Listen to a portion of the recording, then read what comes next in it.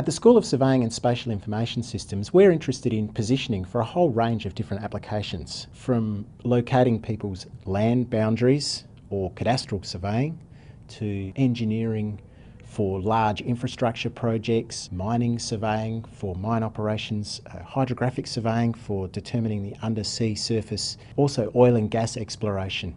In the last 20 years or so, satellite positioning has really revolutionised how we go about undertaking these tasks. The first satellite positioning service was GPS, the Global Positioning System. This was designed by the US Department of Defence, and it was designed to give us 10 metres of accuracy instantaneously anywhere on the Earth. But researchers have been working on techniques and devices to improve that accuracy further, and these days we can get centimetre level positioning in next to no time at all. But we don't only talk about GPS anymore. Nowadays, the Russians have a system called GLONASS, which is almost fully operational. The Europeans have plans for their own system called Galileo. The Chinese have launched a few satellites which will evolve into their own global system called COMPASS. And the Indians and the Japanese are also investigating plans for their own regional navigation satellite systems. So we don't just talk about GPS anymore, we talk about GNSS, that's Global Navigation Satellite Systems, and RNSS, Regional Navigation Satellite Systems. In recent years, research at the school has diversified into the realm of electrical engineering and digital signal processing.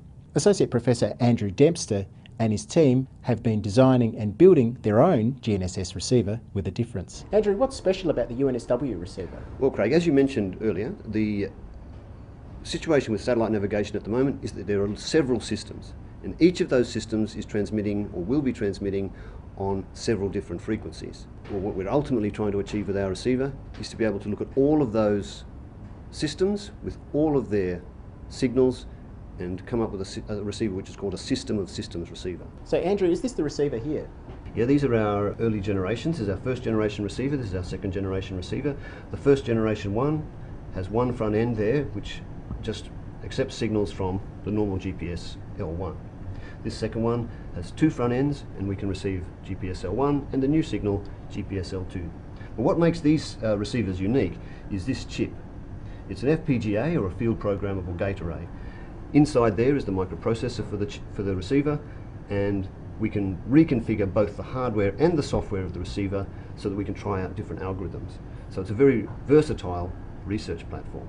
We're working on our third generation receiver now, and we're looking for that receiver to be able to receive in 5 bands. So it will be able to receive all the signals from all the systems. But these other systems are sort of GPS plus, working where GPS doesn't work, and that's where a lot of our research is focused at the moment. And we're aiming in the long run to be able to position anywhere, anytime. A dozen different universities and institutes have bought these receivers and are using them in their research. We've had a big win recently. The DLR in Germany, that's like their version of NASA, they've put one of our receivers on a sounding rocket, flew it up to 80 kilometres above the surface of the Earth, which is sort of the low end of space, and our receiver performed very well throughout the entire flight, and it outperformed another GPS receiver which was on the same rocket. It's great news for us. We're hoping that in the medium to long term we'll be able to get one of our receivers onto a satellite.